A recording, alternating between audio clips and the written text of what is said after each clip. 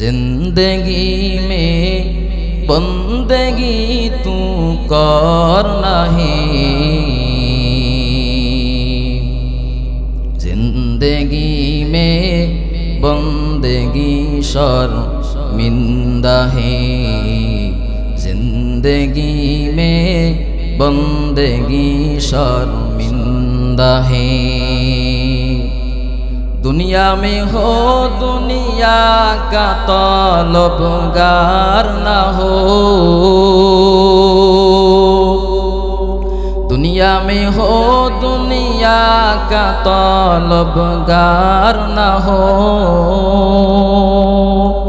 बाजार से गुजर हो खरीदार ना हो।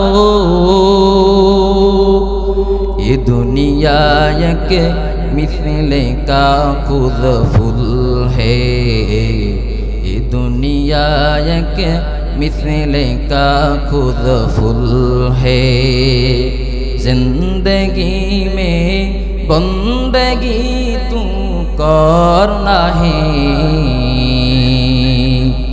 जिंदगी में बंदगी तू कर नहीं, जिंदगी में बंदगी शर्मिंदा है, जिंदगी में बंदगी शर्मिंदा है। जिंदगी में बंदगी, बंदगी में बंदगी शर्मिंदगी। मकबूल तो है शाहजहां या काबिल तो बहुत है, मकबूल तो है शाहजहां या काबिल तो बहुत है। ऐना क़िमानिंदे तो नहीं दिल तो बहुत है, ऐना क़िमानिंदे तो नहीं दिल तो बहुत है। सुब्हानक ला इल्म लना इल्ला मा अल्लमतना इन्नका अंतल अलीमुल हकीम। আল্লাহ তাআলা বলেন, বান্দা আমি আল্লাহ তাআলা তোমাকে অনর্থক দুনিয়াতে পাঠাই নাই, আমি আল্লাহ তাআলা তোমাকে দুনিয়ায় পাঠাইছি ওয়ালা নাবলুওয়ান্নাকুম পরীক্ষা করার জন্য। অতএব আমি আল্লাহ তাআলা তোমাকে পরীক্ষা করব। কেমনে পরীক্ষা করব? আমি আল্লাহ তাআলা ওয়ালা নাবলুওয়ান্নাকুম বিশাইইম মিনাল খাউফি ওয়াল জুই ওয়া নাকসিম মিনাল আমওয়ালি ওয়াল আনফুসি ওয়াত থামারাত। আমি আল্লাহ তাআলা তোমারে ফল ফসলের মাধ্যমে পরীক্ষা করব। আমি আল্লাহ তাআলা তোমাকে বিভিন্নভাবে বিপদ আপদে ফেলাইয়া পরীক্ষা করব। অনেক সময় সুখে রাখবো, এটাও পরীক্ষা, আবার অনেক সময় বিপদে রাখবো, এটাও পরীক্ষা। সব ভালো মন্দ যেভাবেই থাকো বান্দা, এটা তোমার উপরে বড় পরীক্ষা। পরীক্ষা সব কিছু পরীক্ষা। ভালো আছি এখনো পরীক্ষা, আবার খারাপ থাকতেছি তখনও কি পরীক্ষা। পরীক্ষা ছাড়া আপনি আমি কখনো এক সেকেন্ডের জন্য নাই। এই যে ফল ফসলি যা কিছু দেখতেছি সব বান্দা তোমার জন্য দিছি, আর তোমাকে আমি আল্লাহর জন্য তৈরি। সবকিছু আপনার আমার জন্য, আর আমি আপনি কার জন্য? এটা কি মানি? সবকিছু আল্লাহ আপনার আমার জিকিরের জন্য সৃষ্টি করেছেন। বান্দা যা খাইতে মন চাই খাও, তবে একটাই শর্ত, মানবা কার? অন্য কারোর মানার সুযোগ আসেনি, একমাত্র মানবা কাকে? আল্লাহ। আল্লাহ ছাড়া আমরা কাউকে পৃথিবীর মানতে রাজি। এই সুন্দর ফুল সুন্দর ফল মিঠা নদীর পানি, খোদা তোমার মেহেরবানি। এই সুন্দর ফুল সুন্দর ফল মিঠা নদীর পানি, খোদা তোমার মেহেরবানি, খোদা তোমার মেহেরবানি। কাদেরে কুদরত দারি বরকামাল আনতা রব্বি আনতা হাসবি যুল জালাল। সবকিছু ক্ষমতাকে আল্লাহ তাআলা এই জন্য আপনার আমার যেই কথা বলতেছিলাম, পরীক্ষা করবে রে বান্দা, পরীক্ষা করার মতো। দেখেন আইয়ুব নবীকে আল্লাহ পরীক্ষা করেছেন।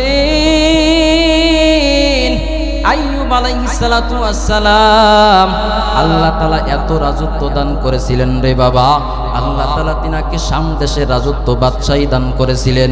হযরতে আইয়ুব আলাইহিস সালাতু ওয়াস সালামকে আল্লাহ তাআলা অনেক উটের মালিক বানাইছিল, অনেক বকরি ছাগলের মালিক বানাইছিল রে বান্দা।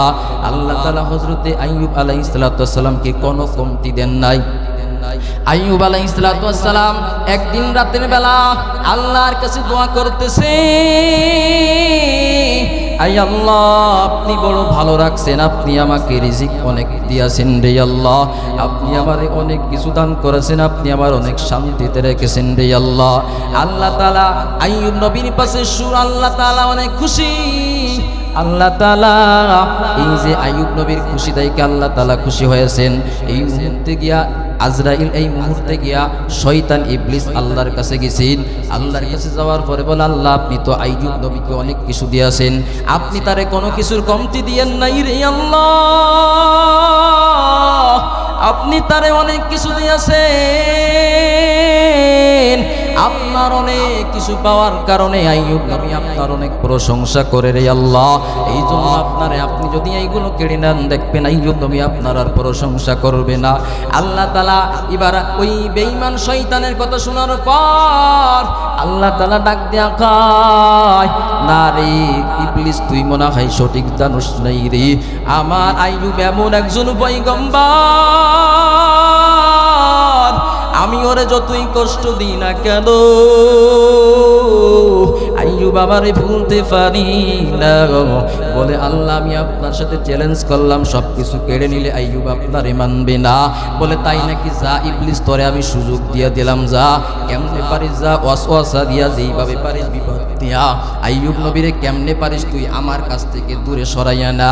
এই যে আইয়ুব নবীর বিবি ছিল, যার নাম আপনারা জানেন বিবি রহিমা, মূলত ইনার নাম বিবি রহিমা না, ইনার নাম হলো মূলত রহমা। এই যে বিবি রহিমা, তিনার বাবা ছিলেন হযরতে ইউসুফ আলাইহিস সালাতু ওয়াস সালাম, তিনার দাদা ছিলেন হযরতে ইয়াকুব আলাইহিস সালাতু ওয়াস সালাম। এমন একজন দামি নবীর ঘরের কন্যা হযরতে আইয়ুব নবীর স্ত্রী হয়েছেন রে বাবা। এবার যখন ওই ইবলিস আল্লাহ তাআলার সাথে চ্যালেঞ্জ গ্রহণ করার পর চলে গেছেন, এবার কেমনে বিপদ দেওয়া যায়। এবার যাওয়ার পর হযরতে আইয়ুব নবীর যেই বিশাল বাগান ছিল, ফলের বাগান, হঠাৎ একটা ঝড় দিয়া বেঈমান ওই বেঈমান শয়তান ঝড় দিয়া ওই ফলের বাগানটারে নষ্ট করিয়া দিল। যখন ফলের বাগান সব নষ্ট হয়ে গেল, এবার প্রহরী যারা আছে আইয়ুব পয়গম্বরের কাছে গিয়া বলে, ও বাদশাদি শুনছেন নি, আপনার যেই ফল ফসলের বাগান ছিল ওই বাগান তো সব কোথা থেকে যেন একটা ঝড় এসে সব নষ্ট হয়ে গেছি। আইয়ুব নবী ডাক দিয়া কয়, তোমরা বেজার হইও না, যেই আল্লাহ আমারে দিছে ওই আল্লাহ তো নিয়ে আনেছে, আমি কোনো বেজার না। এবার কিছুদিন পর ওই আইয়ুব নবীর বিশাল উটের বাগান, উটের পাল, হঠাৎ কিছুদিন পর একটা কেমন যেন দুর্গন্ধ এসে সব উটগুলো দুনিয়া থেকে বিদায় হয়ে গেল রে বাবা। হযরতে এবার আইয়ুব পয়গম্বরের কাছে যখন সংবাদ আসলো, ও পয়গম্বর, ও বাদশাদি শুনছেন নি, আপনার যে বিশাল উটের পাল ছিল, উটের পালটা কোথা থেকে একটা দুর্গন্ধ এসে সব উটগুলো দুনিয়া থেকে বিদায় হয়ে গেছে রে পয়গম্বর, আপনার আর কোনো উট নাই, সব উটগুলো দুনিয়া থেকে বিদায় হয়ে গেছে। পয়গম্বর আইয়ুব নবী ডাক দেখায়, ও প্রফিরা যারা আছো, মনটা বেজার করার কিছু নাই, যেই আল্লাহ আমারে দিয়েছিল উটের পাল ওই আল্লাহ তো নিয়ে গেছে, অতএব মনটা খারাপ করার প্রয়োজন নাই। এই বলি আল্লাহ তাআলার আলহামদুলিল্লাহ বলি আইয়ুব নবী প্রশংসা যাপন করল রে বাবা। আবার কিছুদিন পর যেই বিশাল আইয়ুব পয়গম্বরের 4 জন স্ত্রী ছিলেন, 4 জন স্ত্রীর ঘরে কেউ বলছে মুফাসসিরে কেরাম 24 জন সন্তান ছিল, কেউ বলছে না 29 জন সন্তান ছিল, কেউ বলছে 14 জন সন্তান ছিল। এই সন্তানগুলাকে একটা ইমাম সাহেবের কাছে পড়তেছিলেন। ইমাম সাহেব একটা জরুরি কাজ নিয়া কিছু দূর বাহিরে গেলেন। বাহির থেকে আসার পরে দেখে হঠাৎ করে ঘরের ছাদটা ভেঙে পড়ে সব সন্তানগুলো দুনিয়া থেকে বিদায় হয়ে গেছে। এবার ওই ইমাম সাহেব ওই বাদশা আইয়ুব পয়গম্বরের কাছে গেলেন। আইয়ুব পয়গম্বরের কাছে যাওয়ার পর ডাক দিয়া বলে, ও পয়গম্বর, আপনার কাছে কি খবর আসছে? আপনার যেই 12 জন 14 জন সন্তান ছিল আমার কাছে পড়তে গিয়েছিল, ওই যে ঘরের মধ্যে রাখিয়া আমি একটা গুরুত্বপূর্ণ কাজে গিয়েছিলাম, আপনার সন্তানগুলো ছাদ ফেটে ভেঙে সন্তানগুলো দুনিয়া থেকে বিদায় হয়ে চলে গেছে। আইয়ুব নবী তারপর মনটা বেজার করে না রে মুসলমান, এরপরও আল্লাহর কাছে শুকরিয়া যাপন করে, আয় আল্লাহ আপনি তো সন্তান দেনেওয়ালার মালিক, অতএব আপনি দেনে দিছেন, আপনি আবার নিয়ে গেছেন, মনে কোনো বেজার নাই, কষ্ট নাই রে বাবা। এই বলি আইয়ুব নবী নিজের সান্ত্বনা দিতেছেন, আল্লাহ আপনার বেলা আপনি নিয়ে গেছেন, আমার কোনো বেজার হওয়ার কোনো সুযোগ নাই। এই বলে নিজে সান্ত্বনা দিতেছেন। ওদিকে আল্লাহ তাআলা পয়গম্বর আইয়ুব আলাইহিস সালামের ধৈর্য দেখিয়া পরীক্ষায় পাস দেখি আল্লাহ খুশি হইয়া যাইতেছেন। এবার শয়তান যখন দেখে ইবলিস কোনোভাবেই তো আইয়ুবকে কাতর করা যাইতেছেন না। এবার ইবলিস দেখে কি করা যায়, যেই কাজই করতেছি সব কাজে আল্লাহর পয়গম্বর আইয়ুব তো পাস হয়ে যাইতেছে, এখন কি করা যায়, ওরে কিভাবে দেওয়া যায়? হঠাৎ করে একদিন আইয়ুব নবীর একটা ফু মারলেন ইবলিস শয়তান। ওই ফুয়ের মাধ্যমে গায়ের শরীরে গোটা গোটা এক ধরনের পক্স উঠিয়া গেল রে বাবা। এক ধরনের পক্সের মধ্যে পানি হয়ে এরপরে পোকা শুরু হয়ে গেল। পুরা শরীরটারে পোকাই খাইতেছেন, পোকা খাইতেছে, শরীর এমন ভাবে পচে দুর্গন্ধ হয়ে গেল রে বাবা। ওই শরীরে দুর্গন্ধে এলাকার মানুষ কেউ টিকতে পারে না। পয়গম্বর আইয়ুব আলাইহিস সালামের বিবি রহিমা বাদে আরো যে 3 জন স্ত্রী ছিল, ওই 3 জন স্ত্রী পয়গম্বর আইয়ুবের কাছ থেকে বিদায় নিয়ে চলে গেল, তালাক নিয়ে চলিয়া গেল। পয়গম্বর আইয়ুব ডাক দেয়া রহিমারে ডাক দেয়া কয়, ও রহিমা, আমার শরীরে যে অবস্থা জানি না কয়দিন আমি আর বাঁচবো, অন্য স্ত্রী চলে গেল, তুমিও যদিও চাও তুমিও যাইতে পারো, তোমারও আমি রাখবো না, তুমি যদি যাইতে চাও যাইতে পারো। বিবি রহিমা ডাক দেয়া কয়, ও স্বামী আমার, না আমি আপনার ছেড়ে যাব না, আপনার সুখের সময় আমি ছিলাম, এখন দুঃখের সময় চলে যাব রে পয়গম্বর। আমার বাবা ইউসুফ পয়গম্বরের আদর্শ তো এটা ছিল না, আমার দাদা ইয়াকুব আলাইহিস সালামের আদর্শ তো এটা না রে পয়গম্বর। অতএব পয়গম্বর আপনার আদর্শ তো এটা না রে পয়গম্বর, সুখের সময় আমি থাকলাম, দুঃখের সময় চলে যাইব এটা আমি পারবো না রে পয়গম্বর। অতএব যতদিন আসি বেঁচে থাকা পর্যন্ত, জীবন দেওয়া পর্যন্ত আপনার সাথে যাব রে বাবা। এ পয়গম্বরদার অন্তরের মা চিন্তা করিয়া দেখেন পয়গম্বরের স্ত্রী বিবি রহিমা কেমন ইমানদার। এমন বিপদ এসেছে, 3 জন স্ত্রী পয়গম্বর আইয়ুব নবীর কাছ থেকে বিদায় নিয়ে চলে গেল, কিন্তু দেখেন বিবি রহিমা বিদায় নিয়ে যাই না। কেন যাই না? কারণ এটা স্বামীর হক না। আল্লাহ নবী বলছেন, দুনিয়াতে যদি আমি আল্লাহ ব্যতীত অন্য কাউকে সেজদা দেওয়ার কথা বলতাম, একমাত্র সমস্ত মহিলাদেরকে বলতাম, তোমাদের স্ত্রীদেরকে বলতাম, তোমরা তোমাদের স্বামীর পায়ে সেজদা দাও, কিন্তু জায়েজ নাই, এই জন্য আল্লাহ তাআলা দেন নাই। যদি আল্লাহ তাআলা অর্ডার করতেন, একমাত্র স্বামীর পায়ে স্ত্রীরা সেজদা দিতে পারত। পয়গম্বর আইয়ুবের এই কথা শোনার পর বিবি রহিমা ডাক দেয়া কয়, রে পয়গম্বর, সবাই যদি আপনারে ছেড়ে চলে যায়, আমিও আপনারে ছেড়ে যাব না। এ মুসলমান, দিলের কানটা লাগায়া শুনেন রে বাবা, এই দুনিয়া কিছুই না, বিপদে পড়লে দেখবেন স্ত্রী কেমন আশেক আপনার চেনা যায় রে বাবা। বিপদে পড়লে সন্তানরে চেনা যায় কেমন সন্তান আপনার, কেমন আপনজন। সন্তানের যদি আপনি যেই মনের আশা যদি পূর্ণ করতে না পারেন, সন্তান ডাক দিয়া বলে আপনার মতো বাবা আমার প্রয়োজন নাই। বিবির চাওনা যদি বিবির পাওনা যদি আপনি পূরণ না করতে পারেন, বিবি কয় ও স্বামী আমার আপনার মতো স্বামী আমার প্রয়োজন নাই রে বাবা। এটাই তো দুনিয়ার বাস্তব। দুনিয়াতে মূলত কেউ কারণ একমাত্র আপন হলেন আমার আল্লাহ, আর নবী ছাড়া দুনিয়াতে কেউ আপন না রে বাবা। স্বার্থ যখন থাকে চেয়ারম্যানের পিছনে কত মানুষ ঘুরে, যখন স্বার্থ শেষ হয়ে যায় চেয়ারম্যানই যখন শেষ হয়ে যায় দেখবেন একজন মানুষের উপাবে না। কারণ বোঝা গেল দুনিয়ায় সব স্বার্থের জন্য ঘুরে, ছাড়া কেউ পিছনে ঘুরে না। টাকা পয়সা দিলে পরে ভাই আপনি কত ভালো, আর যদি কিছু না দিতে পারে দেখবেন বলবে আপনি আমার থেকে সব থেকে খারাপ নিকৃষ্ট, আপনার কাছে কেউ ফিরবে না রে বাবা। তুই যখন আইয়ুব পয়গম্বর ডাক দেখায় ও বিবি রহিমা, তুমি যদি না থাকতে চাও খারাপ লাগে তুমিও চলে যাইতে পারো, তোমার টাকা এবার। এদিকে সব পয়গম্বরের সব কিছু ধ্বংস হয়ে গেছে, এখন আর কিছু নাই। যত সম্পত্তি ছিল আল্লাহ তাআলা সব কেড়িয়ে নিছে, পরীক্ষায় ফেলাইয়া দিছি।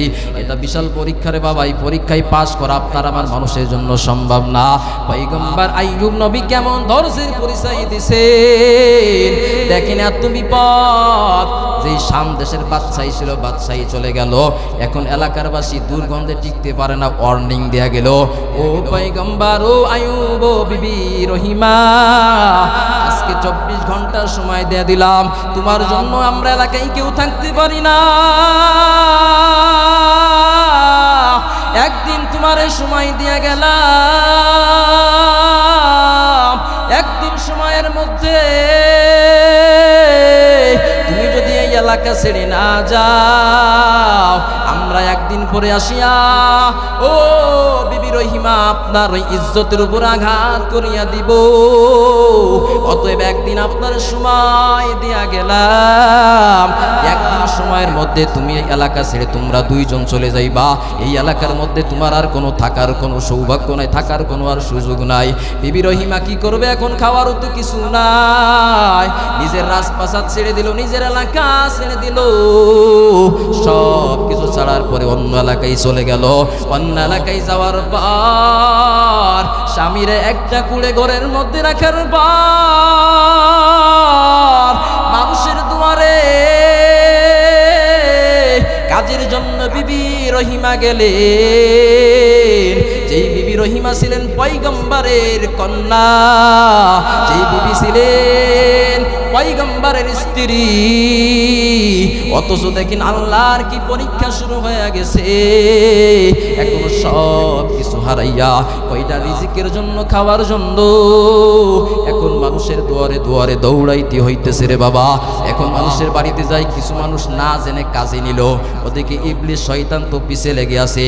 এবার ওই যে এলাকায় আছে ওই এলাকার মানুষের সামনে বিশাল বুজুর্গ সাজিয়া যাইয়া সবাইকে ডাক দেয়া বলে, তোমরা কি জানো এই যে যেই মহিলা আপনাদের বাড়ি কাজ করতেছে, যেই এলাকার মধ্যে কাজ করতেছে রে বাবা, এই যে এলাকার মধ্যে কাজ করতেছে এর স্বামী কিন্তু মারাত্মক রোগে রোগান্বিত হয়েছে, বিশাল কুষ্ঠ রোগী হয়েছে, সোয়াইসে রোগ। ওই সোয়াইসে রোগ যদি ওই বিবি রহিমার মাধ্যমে আপনার ঘরে ঢুকিয়া যায় আর কোনো বাঁচার উপায় থাকবে না। অতএব ওদেরকে আর কাজে নিয়েন না রে বাবা।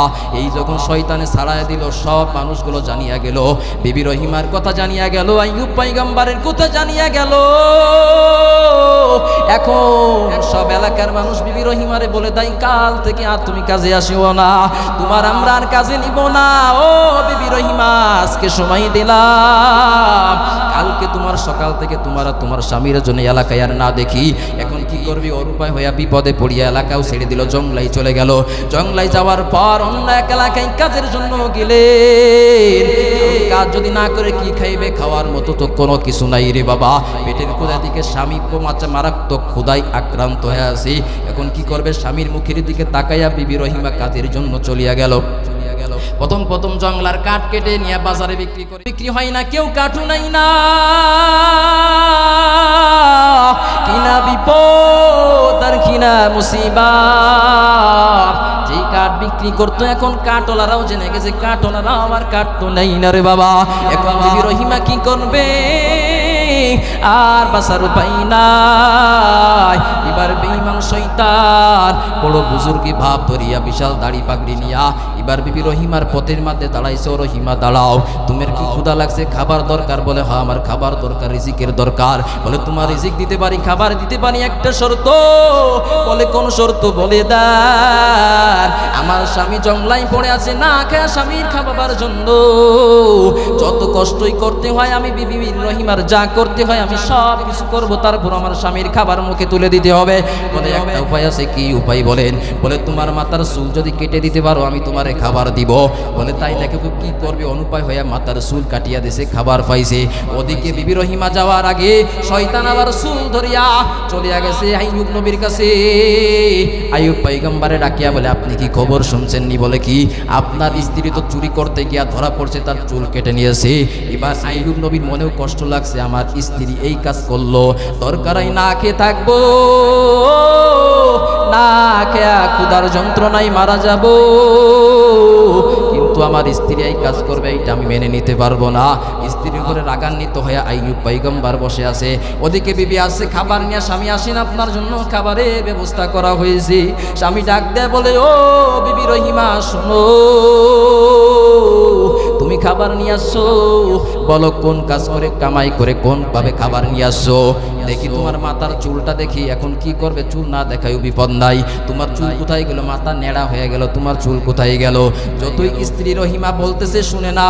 আল্লাহ তাআলা ডাক দেয়া বলে ও জিবরিল দৌড় মারে যাও, দৌড় মারে যাও, আমার পয়গম্বর আইয়ুবের কাছে আসল প্রকৃত সত্যের সংবাদটা দিয়ে আসো। যখন জিবরিল এসে সংবাদটা দেয়, আইয়ুব পয়গম্বর বিবি রহিমার উপরে খুশি হয়ে গেছি। আর তুমি আমার ক্ষুধার যন্ত্রণা না সহ্য করতে পেরে এমন কষ্ট করেছো রে ভাই। আইয়ুব পয়গম্বরের বিবি কেমন মানুষ ছিল, পর্দার অন্তরের মা। এখনো সময় আছে, নিজেরে বোঝাও। এখনো যাদের স্বামী বেঁচে আছি, এখনো যাদের স্বামী বেঁচে আছে, স্বামীর দোয়া নাও, স্বামীর মনে কষ্ট দিও না। ও পর্দার অন্তরের মা গো, যাদের স্বামী বেঁচে আছে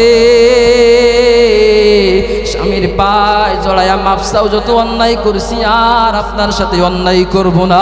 স্বামী যদি আপনার উপরে বেজার হয়ে যায়, দুনিয়াতে যতই আপনি নেককার বান্দি হন না কেন, যত কিছু আপনি করেন না কেন, সব দিয়া গেলে পারো কিছুই আপনার আমল নামাই থাকবে না। ও মা, আপনাদেরকেই তো ডাকিয়া বলি রে মা, স্বামীর মনে কষ্ট দিয়েন না। দেখেন বিবি রহিমা কত কষ্ট করেও স্বামীরে ভুলে যাই নাই। অন্যান্য স্ত্রীরা যদি উহা চলে যায়, বিবি রহিমা কিন্তু যাই না রে মা। এই জন্য এই ঘটনা থেকে শিক্ষা নেন, যাদের স্বামী আছে স্বামীর পাও মুছায়া দিব, তাদের দোয়া নিব, তাদের মনে কষ্ট দিব না রে মা। স্বামী নিজের জন্য কিছু করে না রে মা, যা কিছু করে আপনার জন্য করে। নিজের খাবার জন্য তেমন কিছুর প্রয়োজন নাই, সামান্য কিছু হইলেই তো হয়ে যাইতো। এরপরেও কত স্ত্রী আছে স্বামীর মনে কষ্ট দেয়, কাঁদায় দেয় রে বাবা। স্বামী যদি কষ্ট পায় আর ওই অবস্থায় যদি ও মা আপনি দুনিয়া থেকে বিদায় হয়ে যান, জান্নাতে যাওয়া তো দূরে থাক, জান্নাতের ঘিরানটাও পাবা না রে মা। এই জন্য এখনো সময় আছে, এখনো সময় আছে, ফিরে আসো রে মা। স্বামীর মনে কষ্ট দিও না রে মা। রদ্রে পুড়িয়া স্বামী আপনার জন্য কষ্ট করে। ও সন্তান যারা আছো, যাদের মা বাবার অবাধ্য হয়ে চলে, এখনো সময় আছে, মা বাবার বাধ্য হয়ে যাও। মা বাবা যা কিছু করে কষ্ট করে নিজে খাই না, যা কিছু করে সব তোমার জন্য করে। কত কষ্ট করে রিক্সা চালায়, ভ্যান চালায়, মানুষের বাড়িতে বাড়িতে গিয়া কাজ করে, যা কিছু করে নিজের জন্য কিছু করে না, তোমার জন্য করে, সন্তানের জন্য করে, বিবির জন্য করে, আত্মীয় স্বজন পরিবারের জন্য করে। এবং আমাদেরকে মনে রাখা লাগবে, স্ত্রীকে মহব্বত করা লাগবে। তারাও তো না বুঝে অন্যায় করতে পারে, মাফ করে দেওয়া লাগবে, তাদের বুকে জড়ায় নিতে হবে এবং বলতে হবে স্ত্রী ভুল হয়ে গেছে, আমারও ভুল হয়েছে, আপনারও ভুল হয়েছে। দুজনের ভুল যদি দুইজনে বুঝি না, আর আমাদের মাঝখানে শয়তানি ইবলিস কোনো ফারাক ঢুকাইতে পারবে না রে বাবা। সময় কম, বেশি কথা বাড়াইব না। ওদিকে আইয়ুব পয়গম্বর বিবি রহিমার উপরে খুশি হয়ে গেলেন। এবার খুশি হয়ে গিয়া শয়তান দেখে কোনোভাবেই তো কিছু করতে পারে না, যতভাবেই চেষ্টা করুক কোনো কাজেই তো হয় না। এদিক দিয়ে আইয়ুব পয়গম্বরের এমন ভাবে পোকাই খাইতেছে রে বাবা, খাইতে খাইতে তামাম শরীর খেয়ে ফেলাইছে, পায়ের পাতা থেকে শুরু করে মাথা পর্যন্ত সব কিছু খেয়ে ফেলাইছে, জিহ্বাটা বাকি আছে। আইয়ুব পয়গম্বর আল্লাহর ডাক দেখায়, ও দয়ার মালিক, আমার শরীরের সব অঙ্গ যদি খেয়ে ফেলায়, ও দয়ার আল্লাহ, আপনার কাছে আমার একটা আবদার থাকবে। আই আল্লাহ, আমার জিহ্বাটা যেন তরুতাজা থাকে আল্লাহ, কারণ এই জিহ্বার মাধ্যমে আপনারে ডাকতে পারি। এই জিহ্বায় যদি পোকা লাগে আপনারে কেমনে ডাকবো, ডাকতে পারবো না রে আল্লাহ। মেহেরবানি করে আমার জিহ্বাটা যেন মেহেরবানি করে ভালো থাকে।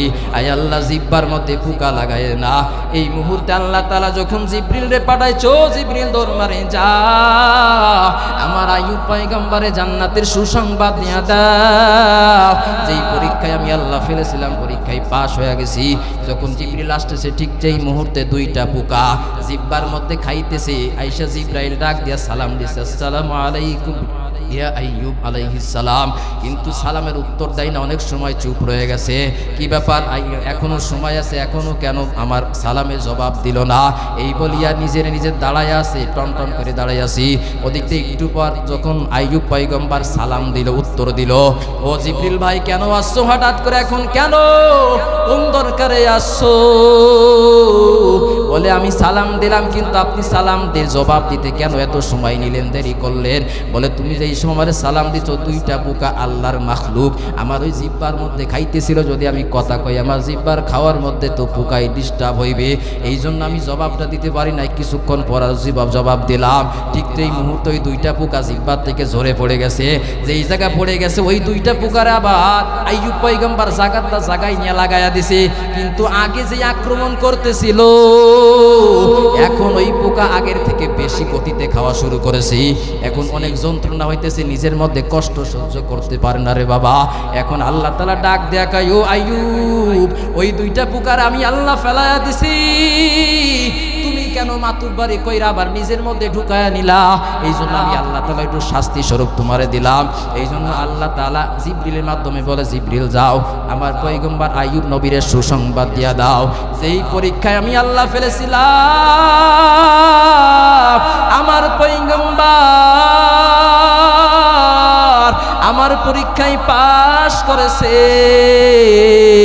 অতএব আইয়ুব নবীকে জিবরাইল আলাইহিস সালাম সুসংবাদ শোনায় দিল, আপনার ফলপুষরি সব আল্লাহ তাআলা কেড়ে নিয়েছিল, আপনার বকরি সব আল্লাহ তাআলা কেড়ে নিয়েছিল, আপনার তিনজন স্ত্রী কেড়ে নিয়েছিল রে পয়গম্বর, আপনার বিল্ডিং বাসাত সব ক্ষমতা কেড়ে নিয়েছিল।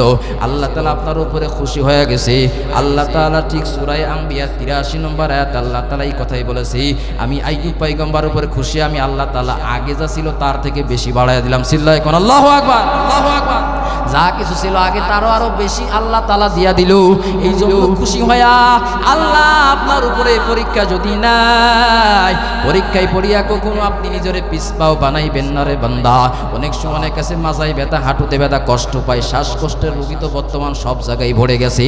এই যা কিছু দিতেছে মনে করবেন আল্লাহ তাআলা আপনার উপরে বিশাল পরীক্ষার সাজেশন ফেলাইয়া দিছি। অতএব নিজের মধ্যে কষ্ট রাখবেন না, আল্লাহর উপরে কোনো দোষারোপ করবেন না।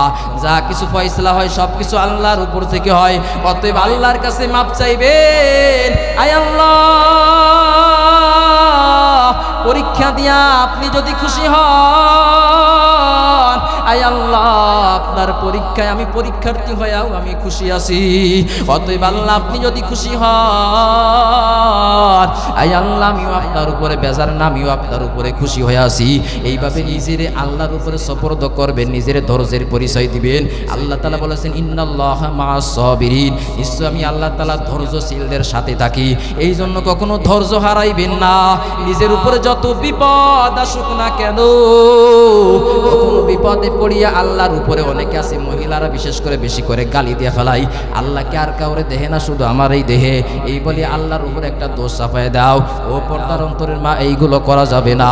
যা কিছু আল্লাহ তাআলা দিছে আল্লাহর পক্ষ থেকে দিছে রে মা, যা কিছু হয় সব কিছু আল্লাহর পক্ষ থেকে হয়।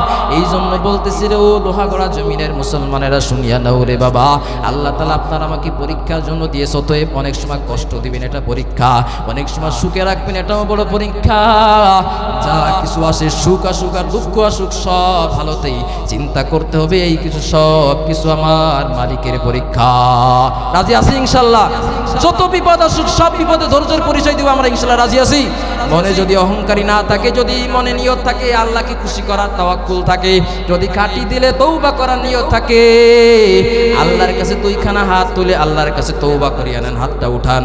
আয় আল্লাহ, আপনি তাকায় দেখেন এই জমিন আল্লাহ কালনাবাসী কামঠানাবাসী আপনার কাছে হাত তুলেছেন, আল্লাহ তওবা করেছেন, কবুল করে নেন। হাতগুলো আল্লাহ তাকায়া জান্নাতি হাতের সাথে হাতটা মিলায়া তৌফিক দান করে দেন। আয় আল্লাহ, এখানে যারা আছে মেহেরবানি করে সবাইকে জান্নাতুল ফিরদাউসের মালিক হিসাবে গণ্য করিয়া নেন আল্লাহ। যত বান্দা আছে আল্লাহ এখান থেকে তওবা করেছে, আপনি তাদের তওবাকে কবুল করে নেন আল্লাহ। দেখবেন আল্লাহর কাছে এইভাবে যদি কাঁদিয়া কাঁদিয়া বলতে পারেন, আল্লাহ তাআলা অবশ্যই অবশ্যই আপনাকে আমাকে মাফ করিয়া দিবেন। চিল্লায় বলেন, কথা ঠিক না বেঠিক?